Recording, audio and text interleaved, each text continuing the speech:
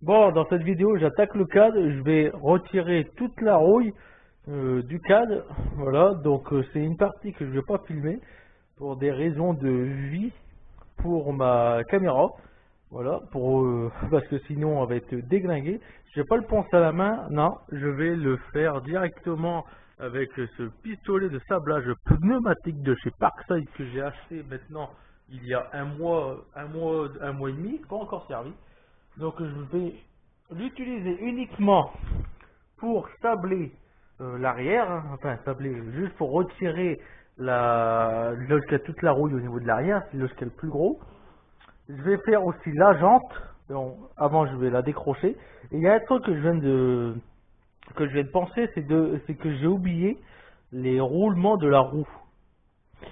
Donc, il faudra que je contrôle les roulements de la roue s'ils sont encore bons ou non. Mais j'ai oublié d'acheter pour les roulements de roue avant. Voilà. Voilà. Donc, pour la roue arrière, bah, elle est encore propre, hein. Elle est pas comme l'avant, elle est pas piquetée, hein. Donc pour la roue arrière, je vais pas le faire.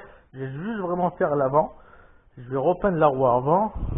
Là-bas, peut-être que je passerai vite fait à la main pour le pan, mais voilà. Donc je vais juste faire sablage de la roue à l'avant et aussi le cadre. Donc moi la partie qui est bien bouffée, c'est de ici à là, comme en témoigne cette rouille. Voilà. Et puis après, bah, s'il me reste encore assez de grains de sable, je le ferai peut-être sur l'avant, voir ce qu'il y a.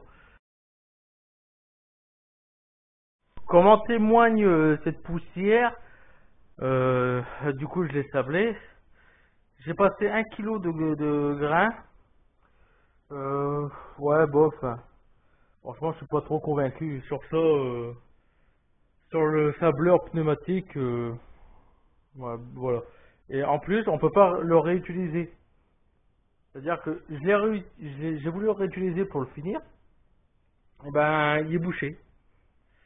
Il est bouché, ça va plus. Soit j'ai une connerie qui est passée dedans, ou soit le truc est déjà cassé. En tout cas, j'ai la tête, comme vous pouvez voir, le sac du coup est vers le haut. J'ai la tête qui bouge. Je peux même pas le resserrer. J'ai pas la douille pour le resserrer. Voilà. Donc là, bah, il faut que je vois, il faut que je le démonte. Alors, j'ai fait ce que j'ai pu, hein. Donc, ça a bien marché dans un premier temps. Ça a juste marché où la rouille était déjà piquetée, prêt à partir. Vous pouvez voir, là on est sur du cadre nu, il n'y a que de la rouille, hein. Et là c'est pareil, ici, voilà. Donc ça a bien enlevé la rouille, ça a enlevé de la peinture, mais comme vous pouvez voir ici, ici pourtant j'ai insisté, hein. La peinture ne s'est pas retirée, donc en fait, il n'est pas capable de pouvoir retirer de la peinture. C'est vraiment si la peinture elle est mal collée, mal fixée, ou qu'elle est déjà en train de se décoller à cause de la rouille. Ou alors s'il y a de la rouille. J'ai vraiment passé partout où j'ai pu, comme là, il y a des endroits où c'est vraiment un peu trop rouillé, il y a des grosses croûtes, bah ça ne les a pas enlevées. Voilà. Pourtant j'ai changé 2 fois de tête. Là, bah, c'est les impacts de bazar, hein, du grain. Donc ça a fait ça. Et j'étais vraiment collé dessus, hein. Voilà. Donc ça n'enlève pas tout. Euh, pour le réservoir, du coup je suis passé dessus sur le réservoir, comme j'ai vu qu'il commençait à avoir plus grand chose en grain. Ben, voilà le réservoir, hein. Donc c'est pas lisse. Je suis pas passé à travers, c'est pas lisse. Mais comme vous pouvez voir ici, ici il y a de la croûte, de rouille. J'ai pas réussi à les retirer. Voilà. En fait, ça enlève juste la première couche, la première pellicule, on va dire. Mais ça, c'est de la merde. Voilà, le pistolet sableur, c'est de la merde. Il y a des endroits, ça n'a même pas réussi à me le retirer. Pourtant, j'étais dessus, j'étais ici, à ce niveau-là, environ 5 cm. Ça a retiré la première partie. Je me suis dit, oh, bah, ça a l'air bien de faire le taf, là. Mais non, pas du tout. C'est de la merde. Voilà, tout simplement. Donc, bah maintenant, ah ouais, du coup, j'ai fait aussi la roue, hein, comme vous pouvez voir. Regardez, c'est une roue en alu. J'ai passé tout le contour. Alors, ça a juste retiré la peinture qui était déjà en train de se décoller. Ça n'a rien fait d'autre.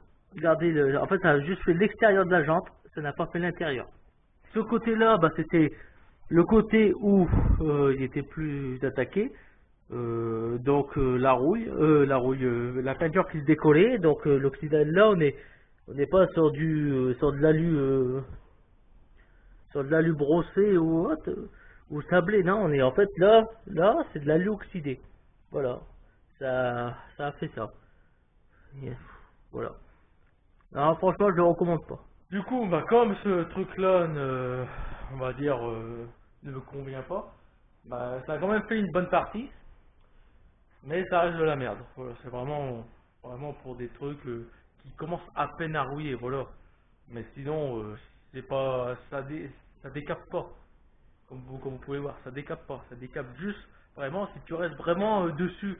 Mais à la vitesse où la recharge elle part, j'aurais fait que ce côté-là si j'aurais voulu vraiment le faire propre, tu vois. Là, j'ai fait tout le reste et ça m'a coûté un kilo de cartouche. Donc du coup, bah, je vais poncer à la main. Du coup, bah, il faut que je vais en acheter. Parce que j'ai plus rien à poncer. Je vais le poncer au 80, 120, ça fera très bien l'affaire. Je passe dessus peinture anti-rouille, la même que j'ai utilisée pour la tâche remorque de la X. Je passe ça dessus. Sur la jante, je vais voir. Alors je vais passer dessus au 120 et puis après bah je vais repeindre directement par-dessus. Voilà, normalement ça devrait être bien. On n'est pas là pour faire du tuning, on est là pour faire que le scooter reroule correctement, c'est-à-dire à ses 45 km/h voire plus. Parce qu'il roulera plus, c'est sûr. Mais on va faire pour qu'il roule comme si il était neuf, tu vois. Apparence, non. Mais moteur, oui, on va faire que le moteur soit neuf, sorti d'usine. Enfin, pas tout à fait sorti d'usine parce que c'est pas des pièces qui viennent de chez eux. Parce que c'est, comme je vous ai déjà dit, c'est impossible de les retrouver. Ils n'ont plus rien à foutre de leur véhicule qu'ils ont vendu. Donc, je vais accater du papier abrasif, du papier de verre. Je vais le poncer, pas besoin de vous faire voir, tout le monde sait le faire. De toute façon, j'ai pas le temps pour vous faire voir ça. Sinon la vidéo elle sera beaucoup trop longue, encore une fois. De toute façon, c'est des choses simples. Et de toute façon, il y a déjà plein d'autres chaînes YouTube qui te font voir comment poncer ou autre. On va juste reprendre sur la partie quand il va être peint blanc. Voilà, quand il sera anti-rouille. J'en ai profité aussi pour repeindre le pot d'échappement du coup. Donc, comme là, il faisait beau, tout à l'heure le soleil il tapait jusque ici. Bon, là maintenant vous voyez bien qu'il y a un avancement. Entre ce que j'avais dit tout à l'heure et là, il y a environ 3 heures de décalage. Hein. Oui, j'en ai profité aussi pour faire un petit tour avec une famille. Hein, vous m'en voudrez pas. Mais bon, dans tous les cas, j'ai profité qu'il y avait du soleil pour repeindre les pièces.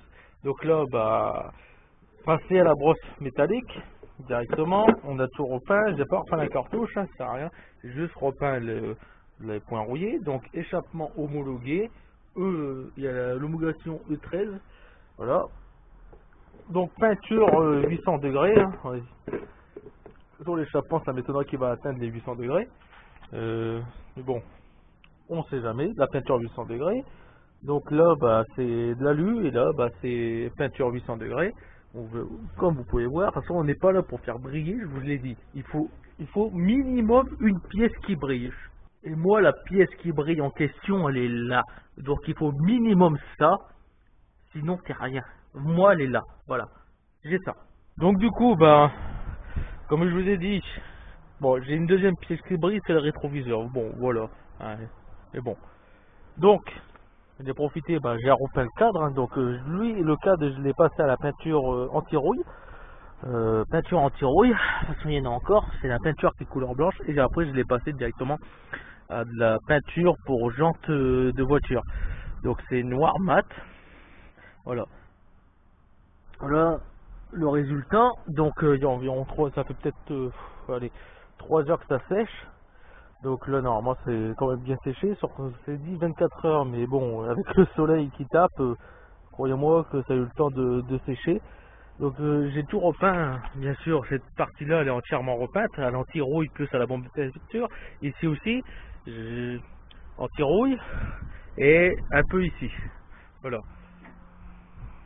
Ça vient de me foutre du kit de frein de la gueule.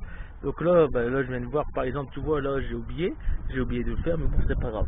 Là, c'est corps blanc, mais bon c'est des trucs qui se voient pas, donc ça on s'en fout complètement. Voilà. Enfin, le cadre, normalement en dessous c'est traité aussi, mais bon s'il y a encore de la rouille, je la repasse dessus. De toute façon c'est caché, il y a ces carters. Un réservoir, lui, j'ai complètement oublié de mettre l'anti-rouille, donc du coup j'ai repeint directement la pompe de peinture dessus. Mais bon, comme maintenant il va être protégé, parce que je vais mettre une plaque, soit une plaque en plastique, soit une plaque d'acier qui va être en dessous, qui va protéger le réservoir. On le verra même plus. Ça va faire vraiment un truc vraiment propre en dessous.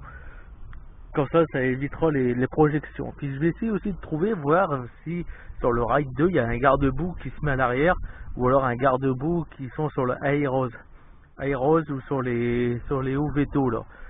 Uveto nouvelle génération en 2 temps bien sûr. Comme ça pour voir, au moins je mettrai le garde-boue et puis au moins il y aura vraiment plus de problèmes de saleté, de la crasse qui part sur le moteur, tout ça.